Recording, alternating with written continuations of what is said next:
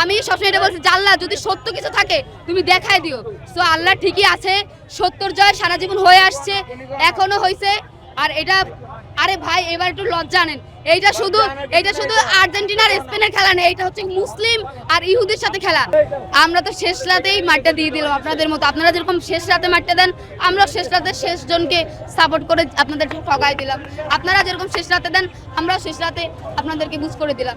এটাই মানে স্বস্তি লাগতেছে কিনা এখন? আরে ভাই এইটা তো আমি আগেই জানতাম ওরা জিতবে না। ফিফার সাপোর্ট আর টাইনা টুইনা 33-এ কত ভাই, টাইনা টুইনা 33-এ দুইবার পাস করলে পরের বার স্যাররা কি বলে জানো, আউট, ভালোভাবে পড়াশোনা করে আসবা, চিটিং চলবে না। সো আমি বলতে চাই, আর আমি বেসিক্যালি আর্জেন্টিনাকে একটা দিতে চাই, মেসেজ দিতে চাই যে মেসি আঙ্কেল আপনার বয়স হয়েছে, আপনার বাচ্চাগুলো নিয়ে এবার রিটায়ার করেন। যেমন মেসি তো এখন ফুল ফ্যামিলি বাংলাদেশে থাকতেছে,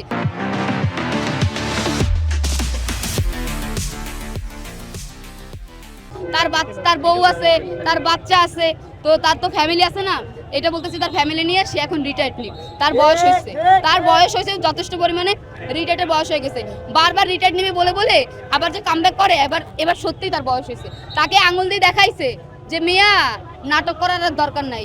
আর আমার মনে হয় কি জানো, যে ওরা বলে না আমাদের টাকা আছে, ঠিক আছে আমাদের টাকা আছে, এর জন্য আমরা ফিফা কিনে না। আমার মনে হয় ওদের টাকা শেষ হয়ে গেছে। আর বললেন কি যে 22-এ তারা কাপ নিছে, পেনাল্টিতে নিছে। আর এটা হচ্ছে কি ওরা নিজেরাও জানতো না, ওই যে বলে না জ্বরে বাগমারে ফকিরের কেরামতি পারে, তো ওরা তো এটা অ্যাক্সিডেন্টলি কাপ নিছে ভাই। এই টাকা যদি নিতে পারতো, এইটার বলে কাপ, এইটার বলে খেলা, ফুটবল খেলতে হবে, নাটক করে লাগবে।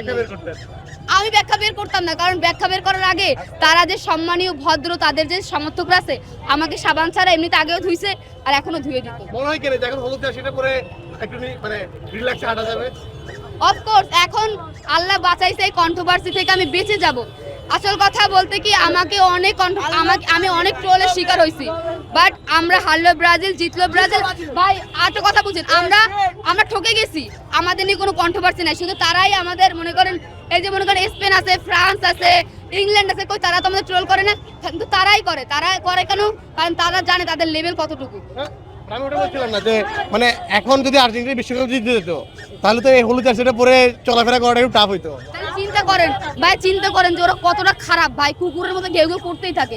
তো এখন কুকুরকে একটা সুন্দর একটা বিস্কিট দিছে স্পেন, ওই বিস্কিটটা খেয়ে আগামী 30 সাল পর্যন্ত তারা শান্ত থাকবে, আমি আশাবাদী। সবচেয়ে আতঙ্কে ছিলেন কাদেরকে নিয়ে আতঙ্কে ছিলেন যে ট্রল করবে বা ইত্যাদি? আতঙ্ক তো ভাই আমাদের তো কেউ ট্রোল করে না, শুধু আর্জেন্টিনা বাদে। কারণ আর্জেন্টিনা তো জানে ওদের যোগ্যতাই শুধু আতঙ্ক আমাদের ট্রোল করে, তাও আবার অন্যের অর্জন নিয়ে। ও এই যে 3 পিস বলে এটা আমাদের অর্জন, বাট ওরা 7 আপ বলে এটা অন্য কারোর অর্জন। শেষ প্রশ্ন, মানে স্বস্তি লাগতেছে? আরে ভাই স্বস্তি মানে আমি সবসময় এটা বলছি, আল্লাহ যদি সত্য কিছু থাকে তুমি দেখাই দিও। সো আল্লাহ ঠিকই আছে, সত্যর জয় সারা জীবন হয়ে আসছে, এখনো হয়েছে। আর এটা, আরে ভাই এবার একটু লজ্জা নেন, এইটা শুধু আর্জেন্টিনার স্পেনের খেলা নেই, এটা হচ্ছে মুসলিম আর ইহুদির সাথে খেলা।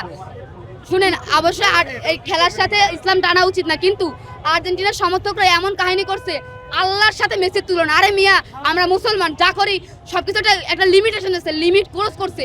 এই যে সিজদা দেওয়া, আল্লাহর সাথে তুলনা, এটা কি বেশি না? ব্রাজিল তো ইসরায়েল থেকে অস্ত্র কিনে, আমরা অস্ত্র কিনে, আপনি একটা দেখান তো, একটা ইন্টারভিউতে দেখান তো যে আমরা কেন সিজদা দিছি কিনা, আমরা কোনো কিছু নিয়ে। আরে ভাই অস্ত্র কিনে না কেন, আপনি ওইগুলো বাদ দেন, আমরা কি করছি এটা বলেন, আমরা কি করছি এটা বলেন।